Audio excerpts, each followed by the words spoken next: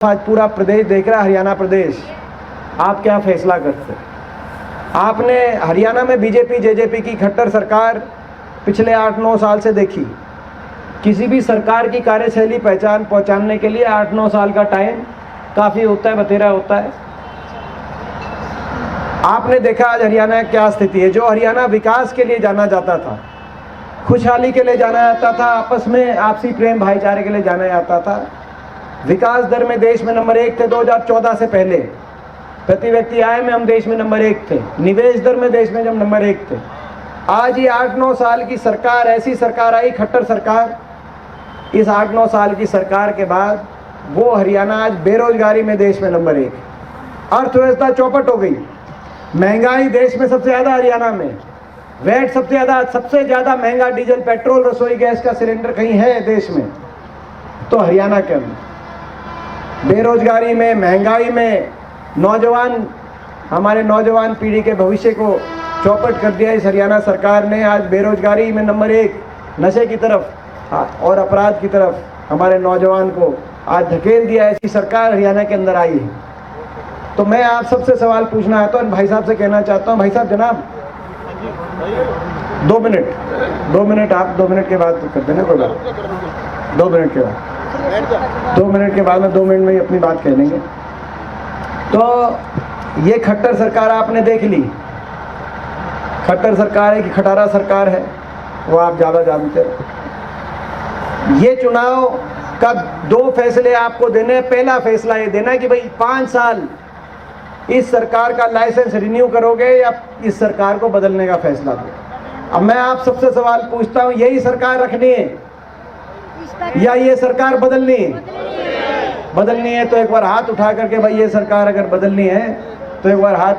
तो भाई ये सरकार, जिस सरकार ने कोई विकास कार्य नहीं किए, आज विकास ठप, अर्थव्यवस्था चौपट, ये कोई चंदन नगर के साथ कोई भेदभाव नहीं कर रही है सरकार की, यहाँ पे ना पानी आ रहा ना सीवर आ रहा, ये पूरे प्रदेश में काम नहीं हो रहे। और आदमपुर में तो एक और मेहरबानी, यहाँ के जो जनप्रतिनिधि थे वो ऐसे जनप्रतिनिधि थे, उन्होंने कभी यहाँ की बात ही नहीं उठाई। लोकतंत्र में ऐसे जनप्रतिनिधि का स्थान, उनकी कार्यशैली का स्थान नहीं होना चाहिए। एक ऐसे जनप्रतिनिधि, तो पहला बदलाव तो हरियाणा में, दूसरा बदलाव आपको आदमपुर में भी करने के बारे में सोचना चाहिए। हमारा भी बहुत तजुर्बा है, आप लोग के आशीर्वाद से देश की सबसे बड़ी पंचायत में मैं पिछले लगभग 19 साल से लगातार लोगों के आशीर्वाद, बहुत लोगों ने आशीर्वाद दिया। मैं समझता हूँ 43-44 आयु की मैं इतना अवसर शायद देश में किसी को नहीं मिला, लोगों ने बहुत आशीर्वाद रखा। मैं देश की सबसे बड़ी पंचायत में भी देखता हूँ जनप्रतिनिधियों को, अपने प्रदेश में विधानसभा में भी देखता हूँ, पूरे देश में देखता हूँ। मगर ये एक ऐसे जनप्रतिनिधि जो ना लोगों के सुख दुख में आए, ना लोगों के लिए विकास कराएं। चंदन नगर जैसे विधानसभा क्षेत्र का आदमपुर के अंदर लगने वाले इलाके पानी और सीवर के लिए मोहताज रह जाए, शमशान घाट की भूमि ना हो, और विधायक ना ये काम कराए, ना सुख दुख में शामिल हो, ना संसद में जब ये सांसद थे, मेरे साथी सांसद, हमने कभी आवाज़ उठाते नहीं देखा, क्योंकि रिकॉर्ड होता है, टीवी पे आता है। तो अपना ना संसद में आवाज़ उठाएं, ना विधानसभा में आवाज़ उठाएं। ये सारे विधायक बैठे हैं, दान सिंह जी 5 बार विधायक रहे, सुरेंद्र पवार जी इस बार रिकॉर्ड मतों से सोनीपत से जीत के आए। विधानसभा में ये बैठे हैं, ना संसद में हमने आवाज़ उठाते देखा, ना विधानसभा में इनने आवाज़ उठाते देखा, ना ग्रांट लगाते हल्के में देखा। जो ग्रांट आती है विधायक की, सांसद की, वो ग्रांट भी वापस अपना सरकारी तिजोरी में जमा करा देते हैं, मगर उसके बाद आके अपने स्वार्थ की राजनीति करते हैं। लोगों के काम की राजनीति नहीं, अपने स्वार्थ की राजनीति। आपको पता है बीजेपी में राज्यसभा का जब इलेक्शन आया आज से 5 महीने पहले, तो राज्यसभा के इलेक्शन में क्यों गए थे? वोट की जरूरत बीजेपी को थी। बीजेपी को जहां वोट की जरूरत होती है पूरे देश में, वहां बीजेपी विधायक और सांसद कैसे तोड़ती है, सबको पता है कैसे तोड़ती है। पता है कि नहीं पता है? सबको पता है कैसे। उसमें लोगों का कुछ नहीं है, वो तो अपना भ्रष्टाचार, अपने भ्रष्टाचार पे ओढ़नी, अपने भ्रष्टाचार को ढकने के लिए लोग बीजेपी में जाते हैं, जितने मुकदमे उनको माफ कराने का रास्ता है कि बीजेपी के अंदर ज्वाइन हो जाओ। देश में चल रहा है ये, मैं कोई यहाँ की बात नहीं, उसमें मगर लोगों का क्या लेना देना है, लोगों का विकास कार्य का क्या लेना देना है। ऐसी कार्यशैली प्रजातंत्र में, लोकतंत्र में किसी भी जनप्रतिनिधि की इस प्रकार की कार्यशैली नहीं होनी चाहिए। ना अवेलेबल रहते मिलने, ना हल्के में रहते, ना प्रदेश में रहते, सैर सपाटे में रहते हैं, आपको मेरे को बताने की आवश्यकता नहीं। ऐसा उदाहरण दिया जाता है कि भाई ऐसे जनप्रतिनिधि। मैं आपसे पूछना चाहता हूं, एक बदलाव तो आप हरियाणा में करोगे, दूसरा बदलाव आदमपुर में भी अपना जनप्रतिनिधि बदलना चाहते हो कि नहीं चाहते हो? मैं आप सवाल पूछ रहा हूँ। ऐसा जनप्रतिनिधि मिलना चाहिए, 24 घंटे ही रहे। ऐसा जनप्रतिनिधि मिलना चाहिए आदमपुर को, जो जब विधानसभा शुरू हो और चंदन नगर के अंदर अगर शमशान की भूमि नहीं है, पानी नहीं है, सीवर नहीं है, तो विधानसभा जब शुरू हो, अभी जो अगली विधानसभा नवंबर में शुरू होगी, आप जयप्रकाश जी को यहाँ से आशीर्वाद भेज के, आशीर्वाद दे के आप भेजो। मैं विश्वास दिलाता हूँ उनकी आवाज़ में इतनी ताकत है। कांग्रेस के 30 विपक्ष के विधायक है, हमारे पास संख्या बल है भाई। आज जब तक इन समस्याओं का समाधान का सरकार के द्वारा कोई घोषणा नहीं की जाएगी, तब तक विधानसभा नहीं चलने देंगे। वहाँ पे ऐसी ताकत, ऐसे विधानसभा, ऐसे विधायक को आप बना के, और दूसरी तरफ एक ऐसे विधायक जो 26 साल, बहुत लंबे समय से, लेकिन उनको केवल अपने स्वार्थ से की राजनीति, लोग के सुख दुख की कोई राजनीति नहीं, लोग के विकास की कोई राजनीति नहीं। कहीं ना कहीं लोगों को जागरूक होना पड़ेगा। लोकतंत्र में जागरूक होना, बाबा साहब भीमराव अंबेडकर जी का जो संविधान है, उस संविधान के अंदर ये एक बहुत बड़ी बात की गई है कि नियत, दो नियत होती है, नियत और जागरूकता। संविधान में तो नियम लोकतंत्र के बना गए बाबा साहब, लेकिन अगर लागू करने वाले की नियत ठीक नहीं होगी तो संविधान खतरे में आएगा। और अगर जनता में जागरूकता नहीं आएगी तो जनता अपने सारे अधिकारों को ठोकर मारने का स्वयं काम करेगी। तो जागरूकता आज आप में बहुत ज़रूरी है। बाकी बीजेपी की तो क्या बात करें, बीजेपी ने तो, इस खट्टर सरकार की तो क्या बात करें।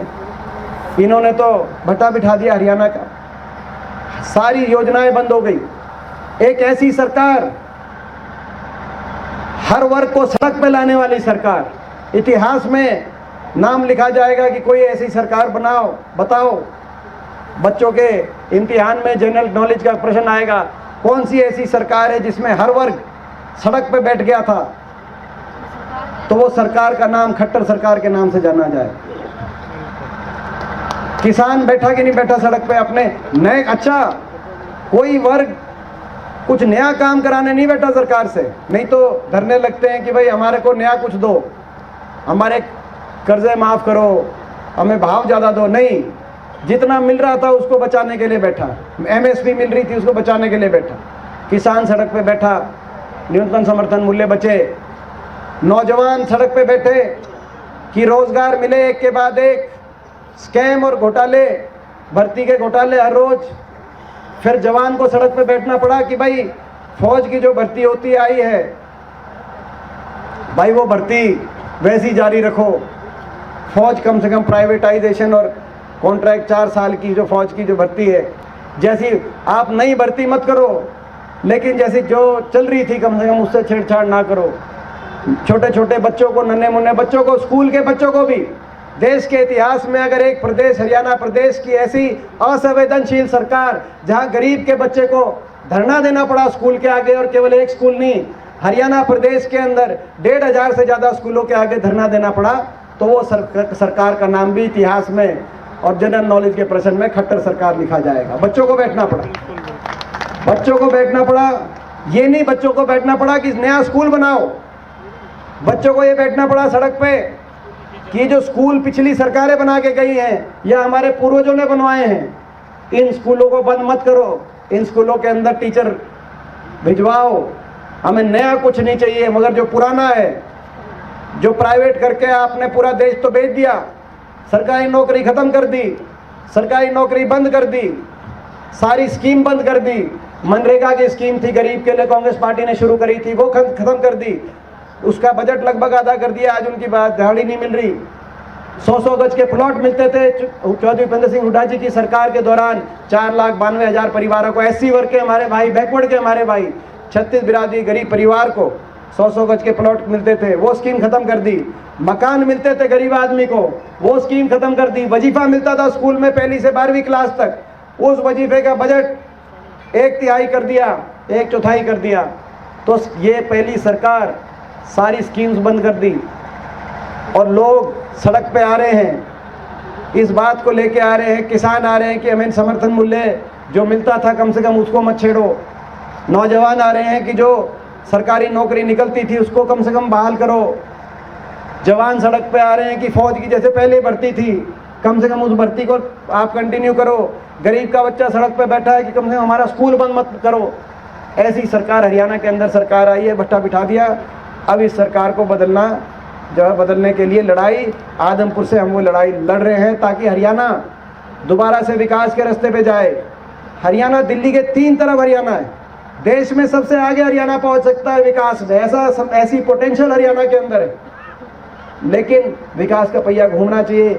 ये बड़ी विडंबना है, 9 साल की सरकार के बाद ये सरकार काम बता के वोट नहीं मांग रही, हम काम बता के वोट मांग रहे हैं। हमारी विपक्ष में है, लेकिन हम ये कह रहे हैं कि जब हमारी सरकार थी तो आदमपुर के 19 गांव के अंदर पानी की व्यवस्था के लिए वाटर वर्क्स, बड़े बड़े वाटर वर्क्स, डिगियाँ जिसे कहते हैं, 19 गांव के अंदर डिगियाँ बनी।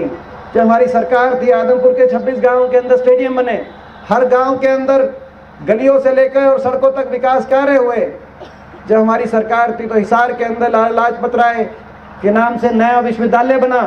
गुरु जम्बेश्वर जो पहले यूनिवर्सिटी बनी हुई थी, उस यूनिवर्सिटी को विस्तार करके उस यूनिवर्सिटी को दुगना तिगना करने का काम हुआ, जिसमें देश का सबसे बड़ा ऑडिटोरियम चौधरी रणबीर सिंह ऑडिटोरियम बना, बिजनेस स्कूल जो गुरु जम्बेश्वर यूनिवर्सिटी के अंदर स्थापित किया गया।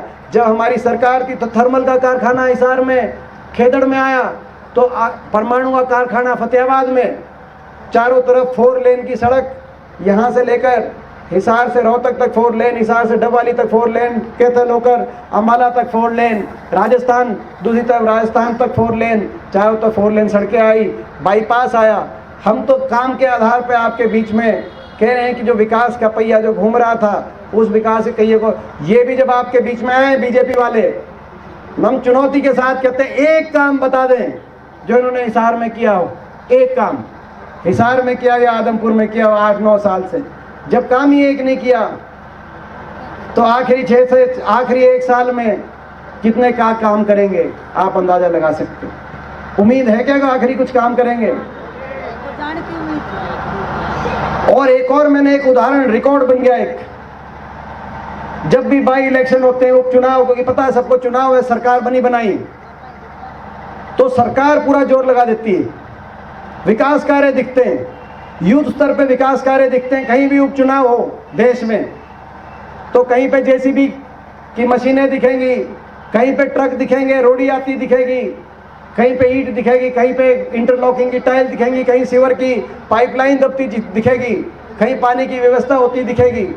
मगर ये ऐसी 5 महीने पहले बीजेपी को वोट डाल दी थी, 5 महीने पहले बीजेपी को वोट डाल दी थी। अभी आप बता रहे थे, आपने पिछली बार मास्टर जी कुलदीप जी को भी कहा था, जब वो आया था कि पानी यहाँ पे पानी दिलवाओ, आपने कही थी 5 महीने पहले बीजेपी को 5 महीने में काम होने चाहिए थे, इनको प्रयास करना चाहिए था। लेकिन 5 महीने में एक कोई ट्रक रोडी का लेकर आदमपुर में नहीं आया।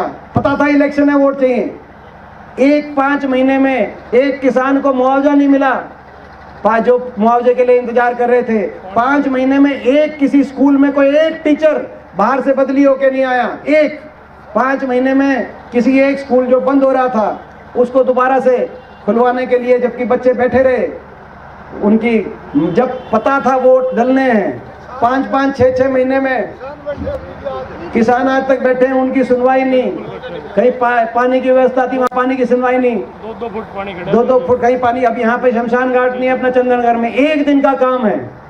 सरकार अगर रुचि ले, अभी तो वोट चाहिए थी, 1 दिन का काम है शमशान घाट के नाम से जमीन चयनित करके आवंटन होना, 1 दिन का काम है, अगर कोई जो मुख्यमंत्री उसमें रुचि ले। लेकिन ना तो मुख्यमंत्री जी की रुचि, ना यहाँ के विधायक की रुचि, तो भाई कोई बात नहीं, जनता तो ऐसी है, जनता काम क्यों करें। जब इलेक्शन था तब 5 महीने तक अगर काम 5 महीने तक नहीं करा काम, तो अगला 1 साल अगर ऐसे लोग, अगर खुदा ना खास्ता अगर ऐसे लोगों को मौका मिल गया तो अगले 1 साल तक क्या करेंगे क्या नहीं करेंगे मुझे कुछ बताने की आपको जरूरत नहीं, उनकी नीयत आपने पहले भी देखी हुई। तो ये आज ये मौका है यूपी लेवल और सही तो बोझ है, पार्टी खत्म कर दी और बीजेपी खत्म है भाई। नहीं ठीक बात। तो अब ये भाई देखो सारी बात आ गई, तो भाई मैं आप सबसे पूछना चाहता हूँ, भाई हरियाणा के अंदर और आदमपुर के अंदर बदलाव का रास्ता, दोनों बदलाव का रास्ता एक बटन से जाता है। यहाँ भी बदलाव आएगा और हरियाणा में बदलाव आएगा, हाथ के निशान पे बटन दबेगा, दोनों जगह बदलाव आएगा, आदमपुर में भी और हरियाणा में। और बदलाव आएगा तो विकास का पहिया फिर घूमेगा, फिर कहीं थर्मल लगेगा, फिर सरकारी रोजगार, सरकारी नौकरियों की भर्ती शुरू होगी। जो हमारा कांग्रेस पार्टी ने जो 5 बात की हैं हुड्डा साहब ने, चौधरी उदय भान जी ने, कि सरकार बनते ही जैसे पहले 10 साल हमारे देश में सबसे ज़्यादा कहीं बुढ़ापा पेंशन रही जब कांग्रेस की सरकार थी, हुड्डा सरकार, तो हरियाणा में रही। जिस दिन सरकार बनेगी उसी दिन दोबारा से देश में सबसे ज़्यादा डंके की चोट पर छुट्टी बोल के सारे प्रदेशों में भाई जिसकी, तो भाई छुट्टी बोल के देश में सबसे ज़्यादा पहले दिन से 6000 बुढ़ापा पेंशन, यानी कि एक घर में 12000 बुढ़ापा पेंशन पहुँचे। 300 यूनिट बिजली बिना किसी कंडीशन के राहत देने का, जैसे पहले जब हुड्डा सरकार बनी तो आते ही बिजली के बिल माफ़ किए गए थे जो आउटस्टैंडिंग ड्यूज थे। आज भी गरीब आदमी को जूझना पड़ रहा है। इस बार सभी सारे गरीब और मध्यम वर्ग सारे परिवारों को 300 यूनिट बिजली के बिना कंडीशन के दोबारा से राहत दी जाएगी। फ्री में 300 यूनिट बिजली की व्यवस्था की जाएगी। 100 गज के प्लॉट की स्कीम दोबारा से शुरू करी जाएगी, मकान की स्कीम दोबारा से शुरू करी जाएगी। और MSP पर किसान की जो फसल आज पिटी पिटी घूम रही है, बाजरे में ना भाव मिल रहा ना किसी, तो भाई MSP पर किसान की खरीद करी जाएगी। और जो क्रीमी लेयर पर, केंद्र की तर्ज पे क्रीमी लेयर, ये हनुमान जी ने लिखा हुआ है कि केंद्र, और ये जो है जो OBC वर्ग के लिए बड़ा भारी मुद्दा है, तो क्रीमी लेयर, केंद्र की तर्ज पर क्रीमी लेयर की भी बहाली की जाएगी। तो सारे मुद्दे हैं, कुल मिलाकर प्रदेश को विकास की तरफ और खुशहाली की तरफ लेके जाएंगे, लेकिन आपके आशीर्वाद से वो संभव है। आखिर में मैं आप सबसे पूछता हूँ, ये नया ऑफिस की यहाँ पे शुरुआत हुई है दान सिंह जी के नेतृत्व में, और अपना मैं आज बहुत बहुत स्वागत भी करता हूँ प्रताप सिंह जी, जो हमारे मेरे एक बहुत ही पुराने, एक परिचित और ऑटो मार्केट और पूरे हिसार की एक जानी मानी ये एक पर्सनैलिटी है प्रताप सिंह जी। ये हो सकता है JJP पार्टी में रहे हों, लेकिन इनका मनोभाव बहुत समय से, ये इनका मनोभाव और हमारा मनोभाव मिला हुआ था। आज पार्टियों के बंधन को तोड़ते हुए ये कांग्रेस पार्टी में शामिल हो गए प्रताप सिंह जी, हम इनका बहुत बहुत। और जो JJP से पूरी टीम जो आज आई है, पूरे इनके साथ और भी बहुत साथी चेयरमैन आए, जो ये जो सारे साथी साथ आए हैं प्रताप सिंह सुतार जी के साथ, और जो हांसी से जो चेयरमैन आए हैं JJP के जो महासचिव वगैरह सारे, तो वो सारे जो लोग जो आज शामिल हुए हैं उनका बहुत धन्यवाद करते हैं।